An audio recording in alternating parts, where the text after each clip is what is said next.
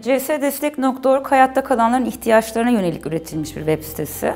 Bu siteye ilk girdiğiniz zaman karşınıza bir uyarı çıkıyor. Bu sitede cinsel şiddete dair bilgiler olduğu ve bunun zorlayıcı olabileceği, böyle bir durum olursa ara vermek gerektiğine dair. Kişi anladım dedikten sonra siteye giriyor. Öncelikle şunu söylemek istiyorum. Sitenin her bölümünde sağ alt köşede bir turuncu buton var. Güvenli çıkış yazıyor buraya geldiğimizde üzerine mouse'la.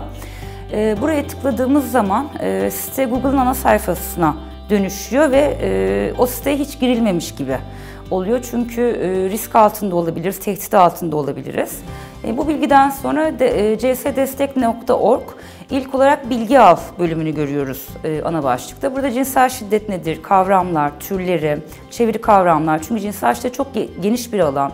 Cinsel şiddet deyince aklımıza sadece belli cinsel şiddet türleri gelebiliyor.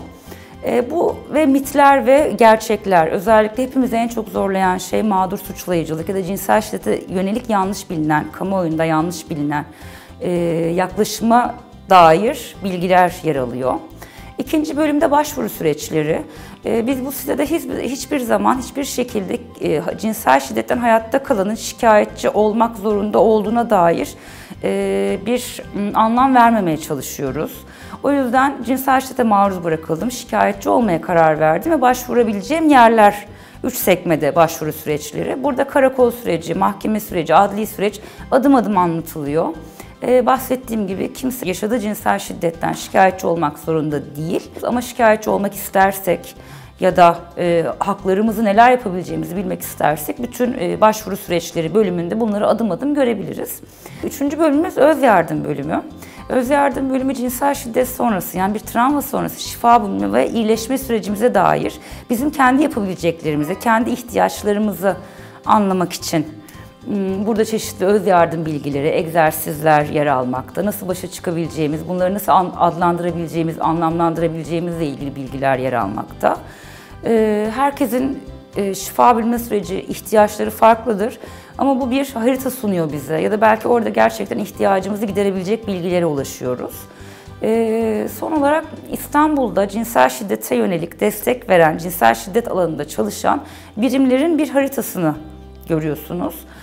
Bu haritada İstanbul'daki işte üniversiteler, adli tıp kurumları, sosyal hizmet merkezleri, emniyet müdürlükleri, adliyeler, 2 tane hayvanlara yönelik cinsel şiddetle ilgili birimin bilgileri yer alıyor.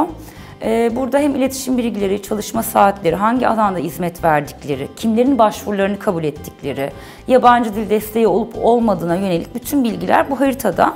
O birimin üzerine tıkladığımızda ulaşabiliyoruz.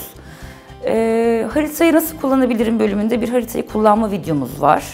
Bunun dışında ana sayfada gene acil durumlar için bir butonumuz var. Acil durumlarda ne yapılması ve nerelerin aranması ile ilgili. Onun dışında bu siteye geldik ama ne aradığımızı bilmiyoruz. Bir beni yönlendir bölümü var. Buradan gene ihtiyaç duyduğumuz bilgileri bizi yönlendirecek sekmelerle karşılaşıyoruz. Bu site bir pilot çalışma olarak değerlendirilebilir ve vurgulamak istediğim şey şu aslında. Türkiye'de sadece cinsel şiddetten hayatta kalanların ihtiyaçlarına yönelik böyle bu kadar kapsamlı bir kaynak yok. Bu site aslında bu anlamda bir ilk olduğunu söyleyebiliriz. Birimleri geliştiriyoruz. Birimlerin geliştirilmesi için de sizlerden de herkesten destek istiyoruz. Sitede yer almayan ama cinsel şiddetle ilgili destek veren kurumların bilgilerini haritaya birim ekle diye bir sekmemiz var. Oradan girebilirsiniz.